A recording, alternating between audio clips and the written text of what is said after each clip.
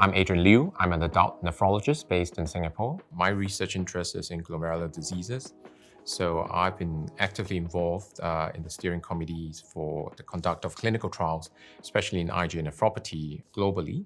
I'm also been involved in the KDIGO guidelines at the 2021 iteration and with some of the updates for the KDIGO guidelines. And I'm currently here at the World Congress of Nephrology 2025 at Delhi, India, and there has been plenty of symposium on IgA nephropathy and a lot of interest in this condition. And I think this is a very apt time to talk about IgA nephropathy because IgA nephropathy in Asia is very, very different from IgA nephropathy and its presentation in the Western population. In Asia, and in fact, there's quite a bit of heterogeneity within Asia itself. In some parts of North Asia and Southeast Asia, we tend to see a lot more inflamed lesions, a lot of more glomerular inflammation on the kidney biopsy.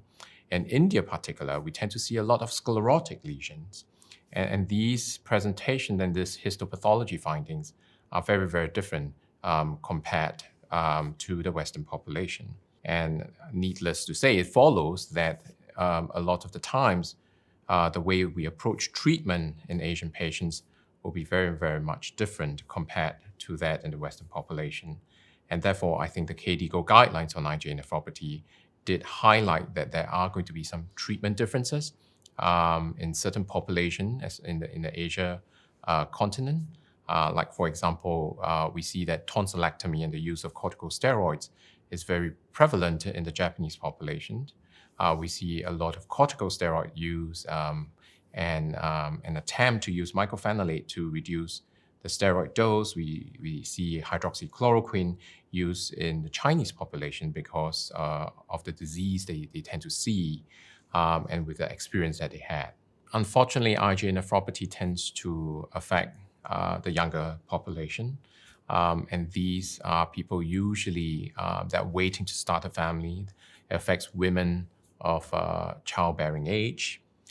And unfortunately, most of the drugs that we have, especially the baseline standard of care anti-proteinuria therapy, are contraindicated in pregnancy. It's often a challenge to manage this group of patients because on the one hand, you do want them to receive treatment to reduce the risk of kidney failure.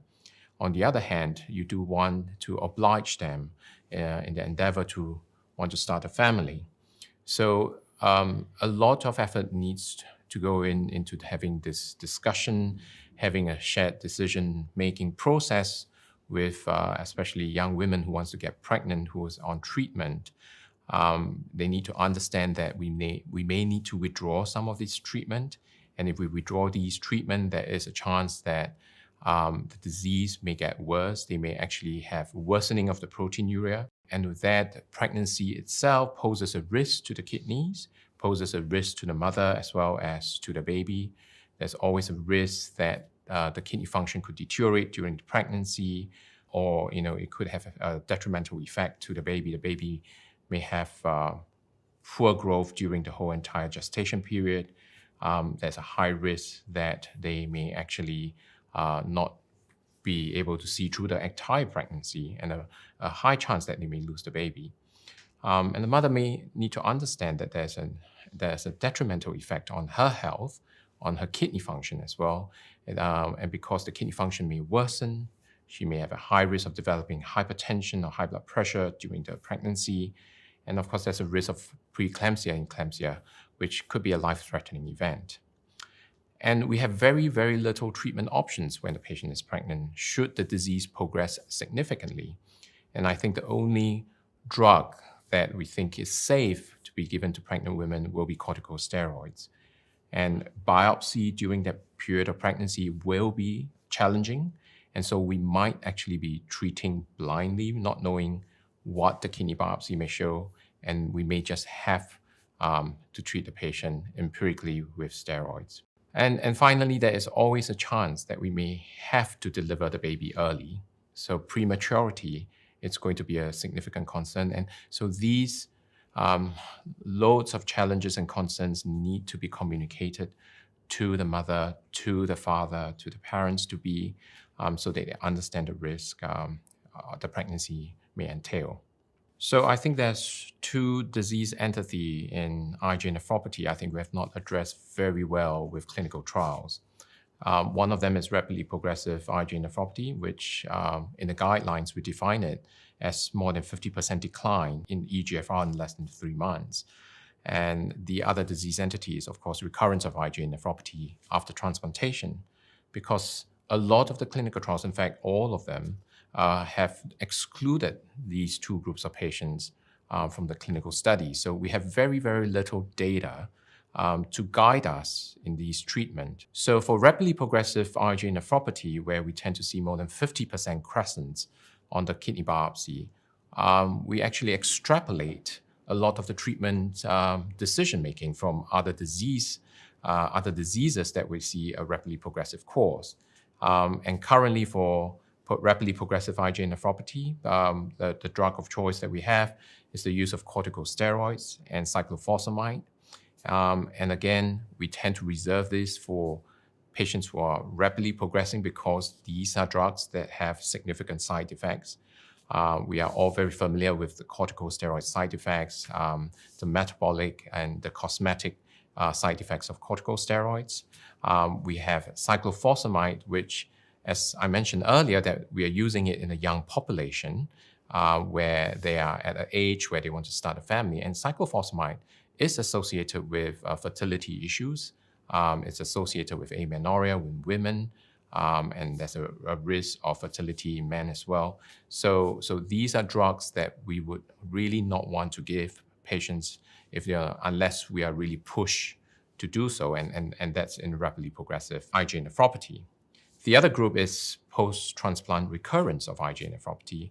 And again, we have very little data, and it's very likely that the way that we're going to treat IgA nephropathy recurrence after transplantation, it's just going to be based on what we do with the native kidney in the general population. So whether we're doing that correctly, we do not have any clinical trials to advise us. And so in this group of population, we would just have to extrapolate from the general population.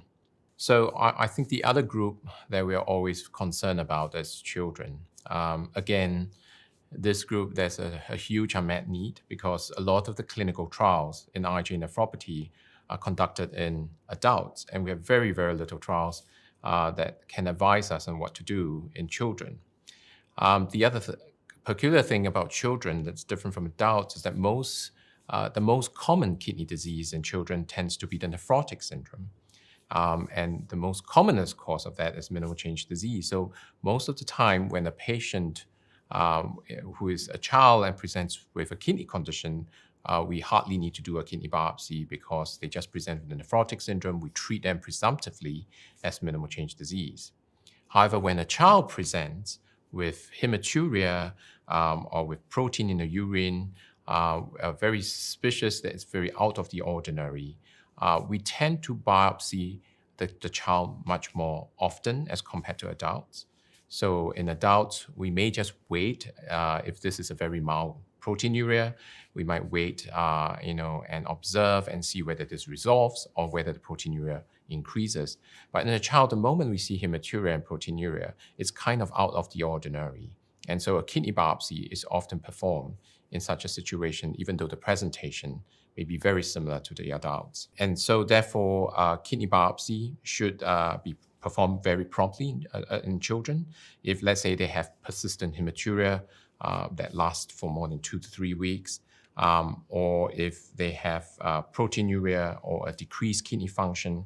So these are the patients that we would not want to wait, where it's very different in adults, where we may actually adopt a much more wait-and-see approach. So that's the difference in the presentation. So if we come to the treatment of IgA nephropathy in children, I think this is a huge unmet need, simply because a lot of the clinical trials have excluded children with IgA nephropathy.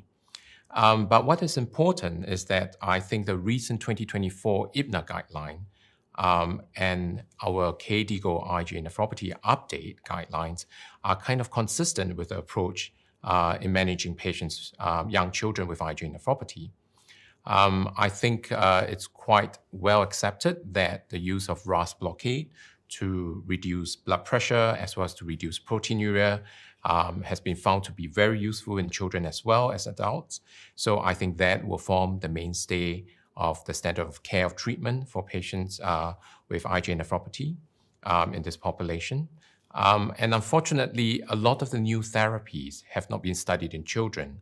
And so when I speak to my pediatric colleagues, they only have corticosteroids at their disposal. So the use of corticosteroids is a lot more common in children with IgA nephropathy. They therefore would tend to use other immunosuppressants that they are familiar with to try to reduce the dose of steroids and to reduce the side effects profile of corticosteroids. And these include cyclophosphamide or even mycophenolate. And so truly what we hope to see is that as the trials in adults with IgA nephropathy advise us on how we're going to approach the various treatment options that we have now, how do we personalize it to each individual patient based on their biopsy and their clinical presentation or even their clinical response, it's very likely we're going to extrapolate these data from the adult population for children. And we are hoping that with time, that this population will be included in clinical trials so that we have clinical trial data and evidence, high quality evidence that could then advise us for the treatment of IgA nephropathy in young children. So I think the other difference that we see in the KDIGO 2024 update for IgA nephropathy is that we have now stratified treatment in two different categories. One is to manage IgA nephropathy as a chronic kidney disease in terms of reducing proteinuria and managing the risk factor for nephron loss. But more importantly, is really targeting the inciting event for IgA nephropathy, which is the development of pathogenic Gd-IgA1 and the glomerular inflammation that occurs with immune complex deposition resulting in nephron loss. A lot of the new novel therapies that's being tested in clinical trials are really targeting the IgA related drivers of nephron loss, meaning the inciting events of Gd-IgA1, the glomerular inflammation. And we think that that is really what is going to change the way that we approach IgA nephropathy. The kidney biopsy sub-studies from all these clinical trials that would then show us what happens to the kidneys before and after treatment will help to confirm that these treatment options truly could ameliorate the IgA-directed drivers of nephron loss. And because a lot of children are not included in these clinical studies, we would have to extrapolate the biopsy findings from the adult population. And I don't foresee that there's any differences in the pathogenesis of IgA nephropathy in the children as compared to adults. And likely we're going to extrapolate the data that we see in the adult population. Having said that, there is at least one clinical trial that is now doing a protocol amendment to try to include patients with a younger age range from 12 years old onwards. And we hope that that may now be the start of running clinical trials, including pediatric patients, to help us look at the results in this population.